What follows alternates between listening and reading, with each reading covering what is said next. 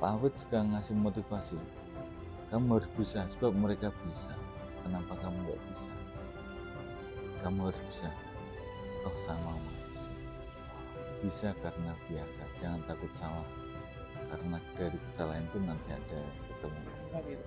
Saya itu ada nih yang waktu mau technical meeting, dia ngasih teknisnya, anunya bagaimana cara penjurian angkatannya. angkatan ya. Terus sing dinilai apa aja, dikatakan angkatan benar dan salah itu karena apa. Saya belajar dari situ, saya deg-degan waktu itu. Dapatnya juga ketika di event. Iya. Sebelumnya belum pernah tahu atau law of the game-nya. Diperhatikan oleh pemerintah. Bahkan di NPCI itu ada dana hibahnya. Tapi tidak melihat gede kecilnya bantuan, tapi perhatiannya itu sudah cukup. Kemarin saat kita medali di 2022 itu Ibu Bupati langsung yang mengasihkan di pendopo itu ya. Baik. Kembali lagi bersama saya dalam perspektif Aditya D. Sugiarso. Teman-teman, kali ini saya berada di Kopi Sufi di Desa Tlogorejo. Bagi teman-teman yang mau ngopi, mau santai, mau wifi di sini bisa datang di Kopi Sufi. Dan podcast ini disponsori oleh Donat Merindu. Bagi teman-teman yang ingin order Donat Merindu bisa order di bawah ini. Nah, teman-teman, kali ini saya akan berbincang dengan salah satu senior saya, pernah menjadi mitra kerja saya dulu di PKH pada waktu itu, dan saat ini beliau memiliki prestasi yang sangat luar biasa di balik keterbatasan yang beliau miliki. Nah, prestasinya seperti apa? Langsung saja kita ngobrol bersama Pak Lutfi Kalim. Assalamualaikum Pak Lutfi. Waalaikumsalam. Dipanggil Pak atau Mas atau pripun ini panggilnya enaknya? Bebas. Mas saja lebih dekat ya. Mas, 2014 kita pernah bermitra dan itulah momentum kita berkenalan, yaitu di PKH Kecamatan Karangawen. Tetapi saat ini tidak akan berbincang mengenai hal itu. Ada hal yang lebih besar lagi, yaitu prestasi di mana Pak Lutfi saat ini tercatat sebagai atlet juga, pelatih untuk atlet-atlet para game atau di MPCI. Atau National Paralympic Komite Indonesia. Nah, seperti apa ceritanya? Kemudian seperti apa keterbatasan yang dimiliki Pak Lutfi? Bisa diceritakan, Pak? Oke, terima kasih. Salam kenal, sapa akrab, dan salam Indonesia untuk kita semuanya. Berangkat dari tak kenal maka tak sayang, saya sedikit banyak tahadus bin nikmah dalam arti cerita atas anugerah yang saya miliki dalam rangka menjawab keterbatasan. Kekurangan adalah kelebihan, kama qala Habib Sakabi Mati bin Syahab Bakar Salim Abah guru saya. Jadi keterbatasan atau kekurangan adalah kelebihan. Subhanallah. Ada beberapa hal yang menarik dari peristiwa itu. Di tahun 1977 itu waktu itu saya sakit panas, Mas. Panas disuntik kamakola ibu saya polio. Sakitnya berangkat dari itu, polio, keterbatasan, sehingga kaki saya ini lumpuh satu. Terus kemudian saya besar seperti lumrah biasa anak-anak waktu kita sekolah, kita juga sekolah umum SD. Dulu SD-nya di SD Tlogorejo 1. Kemudian saya sekolah di MTS Miftahul Ulum Dragung. Kemudian di pesantren Al Anwar Sarang sama panjenenganipun Gus Yasin ibtidaiyahnya. Kemudian saya di Nurul Ulum Peranggen, dan kemudian saya di Bogor di Parung, tempat beliau Habib Sakabi Mati bin Syahab Bakar bin Salim. Kemudian besar nih. Jadi Lutfi Alim besar itu dalam konteks yang lain. Itu kan konteks jenjang pendidikan. Berarti mohon maaf, Mas Lutfi, artinya keterbatasan ini bukan sejak lahir ya artinya. Boten. Jadi memang ada momentum tadi di mana sakit, kemudian Iya. dan secara medis itu apa Pak? Polio. Polio ya, Polio. masalah medis itu polio atau Polio. tulang ya Pak ya. Boten. Polio itu apa ya? Polio itu apus atau dia mengecil organ karena penyakit. Sehingga dulu ada macam campak, ada macam polio, ada itu vaksin dikasih ya? Vaksin campak, vaksin polio. Sekarang, dulu belum, kita masih biasa tradisional. Sehingga sakit polio itu masuk TK. Oh, masuk TK. Masuk TK. Itu dulu sejarahnya. Nah, kemudian dari Parung Bogor itu masih menimba ilmu kemana lagi atau sudah kembali lagi ke Telogorejo? Kita kembali ke Telogorejo. Ya, peristiwa banyak hal. Banyak hal ya. Jadi dulu saya kuliah, saya sekolah itu berangkat dari organisasi. Di organisasi dulu namanya Ikatan Pelajar Nahdlatul Ulama. Di desa Telogorejo itu ada kumpulan pemuda remaja dari NU ya. Ikatan Putra Nahdlatul Ulama. Saya masuk di situ, berangkat dari situ banyak kawan-kawan nih yang sarjana, yang berpendidikan.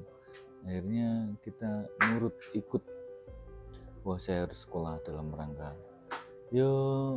minim berwawasan, berpikir berpola, bisa mengikuti draft zaman, sehingga diharapkan nanti dengan adanya berorganisasi itu sedikit banyak kita bisa menjawab tantangan dan perkembangan zaman yang nanti dalam emban.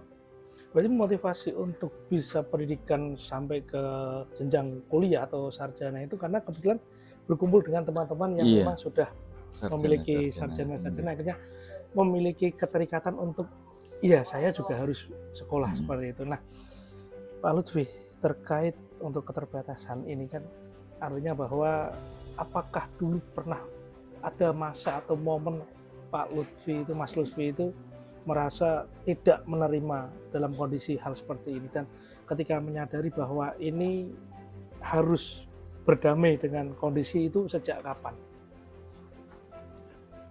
Ya, sempat saya dulu pernah berpikir pikiran saya mereka bisa, saya harus bisa. Dulu memang saya berpikir konsep itu. Saya cacat, kalau melaku delok wong akeh isin, malu nak terus. Malu dilihat, apalagi sedikit ada ledekan, ada sinisan dengan itu sensitif, perasaan tetap ada. Dilihat orang, dilihatin itu juga macam, kalau bahasa sekarang bulian itu sudah ada dari dulu juga ya. Nah, mulai berdamai bahwa bisa menerima inilah kondisi saya seperti ini, itu di momentum di mana, fase seperti apa Pak?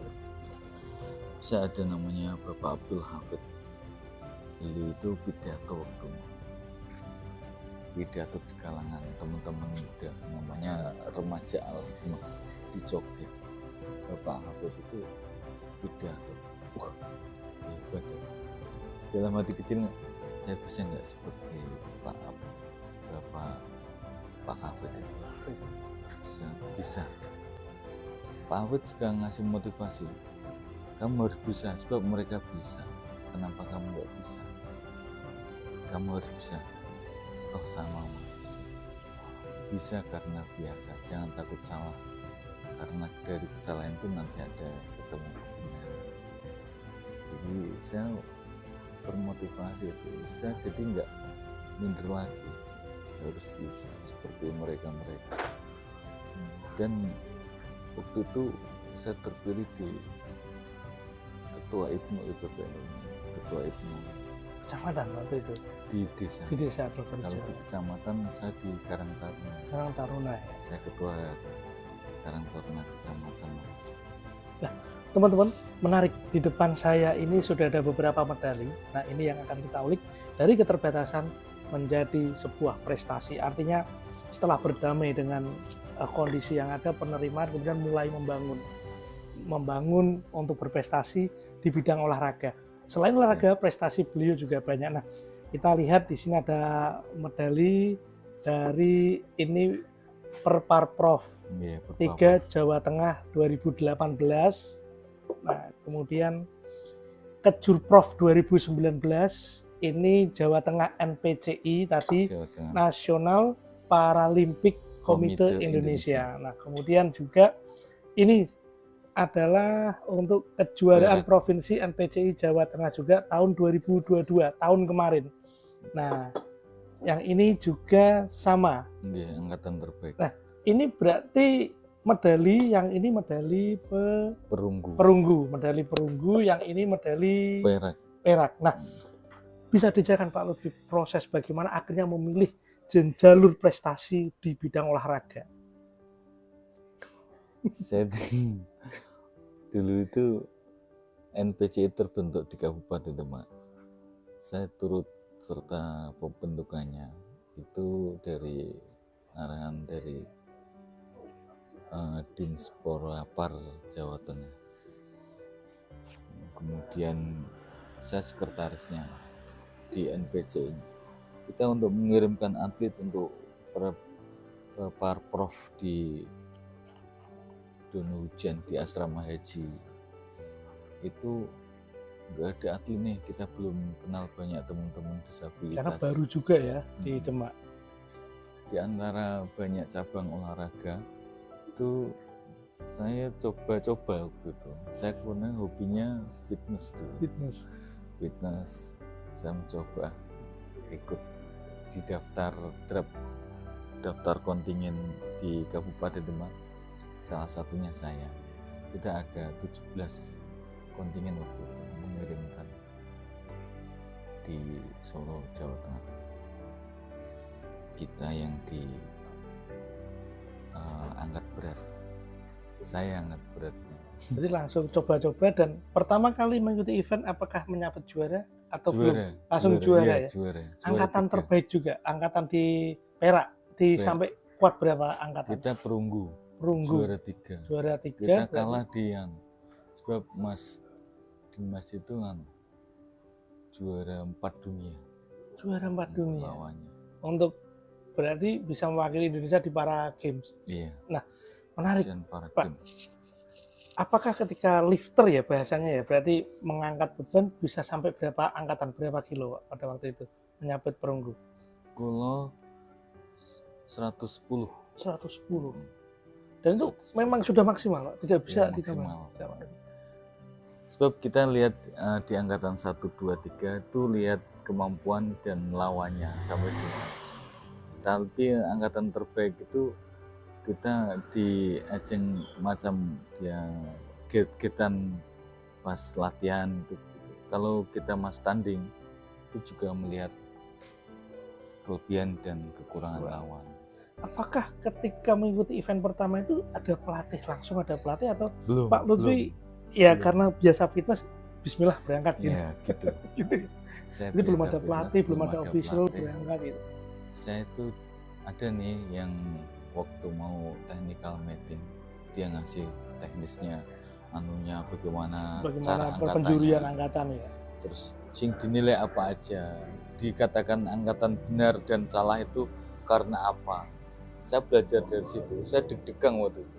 Dapatnya juga ketika di event. Iya. Sebelumnya belum pernah tahu atau law of the game-nya, kalau bahasa itu kan seperti sepak bola itu law of the game, melempar seperti apa. Berarti itu baru tahu ketika di event. Cara megang, ngangkat yang betul, megang terus sticknya yang cara betul. Naruh di dada bagaimana, kita posisi yang harus bagaimana. Bahkan kostum di saat tampil tanding itu kan ada aturannya. Saya baru sampai tahu saat itu. Baru tahu ketika sudah di event di lokasi ya. Tapi untungnya saya datang di klasifikasi dulu. Klasifikasi mulai berat badan, terus cacatnya piye, terus nanti butuh alat bantu apa. Itu saat diklasifikasi jatuh jadwal saya tanding di hari berikutnya. Jadi saya bisa belajar. Masih bisa belajar dan mempersiapkan segala sesuatunya. Nah, langsung mendapatkan juara. Dari berapa kontingen di kelas Anda pada waktu itu, Pak? Saya kelas di 80 over. 80 over dengan peserta Serta kita ada 35 dari kabupaten kota se-Jawa Tengah. Dan ini menarik teman-teman. Bahkan law of the game-nya beliau baru tahu itu ketika di lokasi, bagaimana penilaian yang betul, yang salah, kostum dan sebagai cara memegang, menaruh di dada, tapi bisa langsung mendapat juara. Luar biasa. Berkat latihan dan doanya tentunya. Nah, kemudian menarik sekali ketika saya ingin berbicara NPCI. Itu kan ada yang namanya keterbatasan. Artinya, apakah ada klasifikasi orang yang boleh masuk ikut dalam lomba-lomba untuk di disabilitas ini, ataukah misal seperti ini, Pak? Saya punya misal gages atau teman itu bekerja di furnitur gitu. Nah, dia bagian gergaji. Kemudian mohon maaf ketika mungkin ada kecelakaan, terpotonglah 3 jari ini. Apakah itu sudah bisa dikatakan sebagai disabilitas dan bisa ikut lomba para game juga? Walaupun hanya misal 3 jari, kemudian dia hobinya bulu tangkis, sedangkan dia pakai tangan kanan nih, yang terkait tangan kiri kan tidak mempengaruhi fungsi apapun, itu bisa masuk juga. Nanti bisa fungsi tidaknya kan begini nih. Jadi pembeda antara olahraga disabilitas perlakuan khusus dengan biasa teman-teman. Kalau disabilitas itu olahraga NPC itu di bawah semuanya. Cabur-caburnya itu jadi satu atap namanya NPC. Nah, klasifikasinya itu kalau kita mau tanding nih, lawannya harus sepadan. Nggak bisa lawannya begini, lawan begini. Jadi terkadang kita nggak ada lawan karena kita nggak sepadan. Dalam hal keterbatasannya tadi klasifikasi. Karena agar tidak terjadi ketimpangan nih pertandingan gitu kan lah. Kemudian setelah event pertama ini juga di 2022 Anda juga untuk di ASEAN Para Games di Solo. Itu sebagai apa, Pak? Dalam dari salah satu atlet dalam Mas Agus itu turun di bulu tangkis kursi roda dan alhamdulillah mendapat perak. Kita di apa nggih? Kita panitianya di tingkat kabupaten untuk pengiriman atlet kita. Kan kalau sudah masuk di ASEAN Para Games dia masuk pelatnas. Pelatnas juga. Pelatnas. Dia ada pelatnas dari rombongannya rombongan negara. Kita di rombongan kabupaten. Untuk mengawal sampai bahkan support memotivasi Mas Agus sampai di ajang ASEAN Para Games kemarin Solo. ASEAN Para Games bisa sampai mendapat juara 3. Juara 2. Waktu itu lawan mana itu Pak Agus itu waktu itu? Kalau pas final dia lawan Malaysia. Lawan Malaysia tetangga sebenarnya. Nah, kemudian Pak, berkaitan dengan keterbatasan ini, apakah memang di Demak ini sudah ada payung atau lembaga atau organisasi yang menaungi saudara-saudara kita yang mungkin memiliki keterbatasan? Ya, alhamdulillah untuk disabilitas pada umumnya spesifik kepada NPCI. Kalau disabilitas itu ada PPDI, ada KD2. KD2 itu menaungi beberapa organisasi disabilitas yang ada di Kabupaten Komunitas Disabilitas Demak. Ketuanya Bapak Safi. Itu kita ada kumpulan setiap bulan sekali untuk teman-teman kaum disabilitas. Jadi teman-teman, artinya bahwa di Kabupaten Demak saat ini memang sudah ada untuk lembaga, organisasi atau perkumpulan yang memang menaungi teman-teman atau saudara-saudara yang saat ini mengalami disabilitas. Dan mungkin kegiatan, garis besar kegiatannya itu apakah berkumpul kemudian saling sharing, kemudian saling memberikan motivasi atau seperti apa, Pak? Pada dasarnya saling sharing di bawah satu pahaman bahwa senasib seperjuangan. Sebab kami orang-orang disabilitas itu terkadang ada aja nyali untuk bisa bareng-bareng dengan teman-teman yang lain yang dalam kondisi normal. Kita juga normal tapi yang perlakuan khusus. Jadi berkebutuhan khusus dan perlakuan khusus. oleh kita ini sesama ini sama rasa, saling komunikasi, sharing pengalaman, bahkan pekerjaan. Apakah organisasi-organisasi tadi sudah menjangkau seluruh saudara-saudara kita yang disabilitas di Kabupaten Demak, Pak? Sampun. Jadi artinya kalaupun ada saudara-saudara kita yang saat ini belum tergabung dan membutuhkan suntikan motivasi dari rekan-rekan, bisa bergabung dan terbuka untuk yang ingin bergabung, berarti seperti siap. itu ya. Nah, menarik Pak Lutfi. Kemudian dari keterbatasan kemudian menjadi prestasi, ini yang perlu kita sampaikan kepada saudara-saudara kita dimanapun yang mungkin nanti menemukan video ini dan melihat, artinya bahwa filosofi perjalanan hidup dari seorang Mas Kalim itu seperti apa? Jadi hari esok adalah milik orang yang peduli pada hari ini. Setiap kita lakukan, pedulikan hari ini, karena kita akan memiliki hari esok. Dan waktu yang terlewatkan adalah sangat mahal harganya, tak akan terbeli untuk kembali. Jadi hidup satu kali, jadikanlah hidup yang berarti, minim berarti untuk diri kita. Luar biasa sekali. Nah, menarik bahwa ketika kita berbicara, ini sebenarnya obrolannya saya bingung ini karena sangat sensitif, karena berkaitan dengan keterbatasan. Takutnya saya nanti salah-salah dalam pengucapan, mungkin bahasa saya nanti bisa menyinggung saudara-saudara yang lain, artinya harus sangat hati-hati. Nah, menarik kemudian Pak, berbicara dengan perhatian, apakah pemerintah Kabupaten Demak atau provinsi ini sudah perhatian kepada saudara-saudara kita yang mengalami disabilitas seperti ini, apakah memang sudah baik, cukup baik atau seperti apa? Kalau dari perspektif dari Pak Lutfi Kalim. Sangat baik. Sangat baik. Nggih, saya kebetulan di dinas sosial ya, dinas sosial di PKH ada program disabilitas, bantuan untuk disabilitas baik disabilitas berat maupun disabilitas biasa, yang artinya biasa itu tidak membutuhkan orang lain dalam konteks hariannya. Ada disabilitas berat itu kan ngerlapo-lapo butuh orang lain, bahkan makan pun butuh orang lain. Itu namanya disabilitas berat. Kita juga diperhatikan oleh pemerintah. Bahkan di NPCI itu ada dana hibahnya, tapi tidak melihat gede kecilnya bantuan, tapi perhatiannya itu sudah cukup. Kemarin saat kita medali di 2022 itu Ibu Bupati langsung yang mengasihkan di pendopo itu ya. Baik. Nah, tadi menyinggung sedikit ketika di dinas sosial itu ada klasifikasi kebutuhannya, mulai dari yang sedang, seperti apa itu? Ada yang berat yang membutuhkan orang lain, itu klasifikasinya seperti apa, Pak? Di dinas sosial itu ada bantuan kursi roda, ada bantuan tongkat, ada krek, itu ada tinggal pengajuan.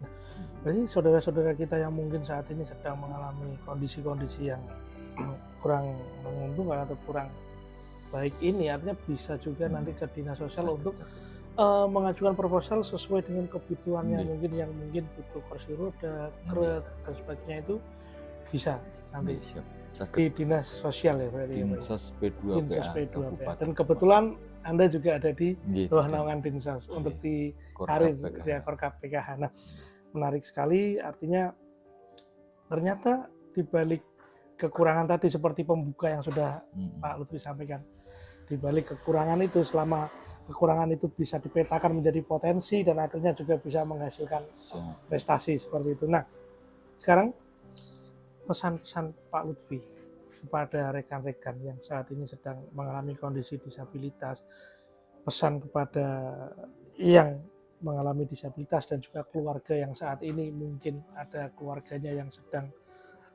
mengalami kondisi disabilitas, bisa disampaikan seperti apa pesan dari Pak Lutfi?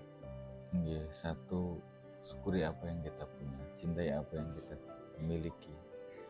Yang kedua, katakan bahwa tangan saya bermanfaat, kaki saya bermanfaat, apa yang kita punya itu bermanfaat.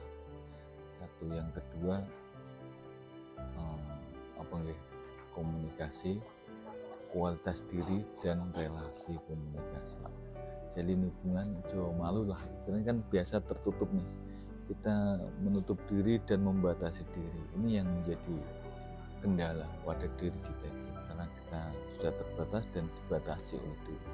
Wah, kurang mampu, raiso, enggak gitu. Aku mampu dan harus bisa. Wah, aku orang mampu, orang nyandak, aku harus nyandak dan mampu. Gitu. Nah, jadi keterbatasan tidak menjadi alasan untuk kita tidak berprestasi, iya, tidak memberikan manfaat kepada yang lain. Nah, tadi di Dinsos, apakah juga ada program, tadi kan bicara bantuan-bantuan dalam bentuk fisik, apakah ada juga program-program dari Dinsos itu yang membantu rekan-rekan kita yang saat ini disabel untuk melakukan pelatihan-pelatihan untuk meningkatkan taraf hidupnya, kualitasnya seperti itu? Ada. Seperti apa contohnya, Pak? Kita nanti diarahkan di BLK, di Kabupaten Demak itu ada BLK untuk teman-teman bisa pengajuan melalui organisasi KD2, organisasi PPDI, organisasi yang atau komunitas-komunitas yang ini untuk pengajuan di pelatihan di BLK ada. Jadi tetap selain bantuan secara fisik juga ada bantuan dalam bentuk pelatihan-pelatihan untuk agar meningkatkan taraf hidup dari rekan-rekan kita. Nah, Pak Lutfi, berkaitan dengan prestasi olahraga, apakah ke depan masih akan terus untuk mungkin prestasi di bidang olahraga? Siap. Masih. Dan tentunya mengharumkan nama Kabupaten Demak. Nah, baik, itulah tadi teman-teman obrolan saya dengan Pak Lutfi Halim, di mana selain sebagai di Korkap PKH Kabupaten Demak, juga beliau atlet para games atau atlet dari MPCI tadi, dan menorehkan segudang prestasi. Harapannya kita tetap semangat dalam menjalani hidup, dan semoga video ini bermanfaat. Apabila bermanfaat, bisa untuk di like, share, dan di komen. Terima kasih. Assalamualaikum warahmatullahi wabarakatuh. Thank you very much. Terima kasih.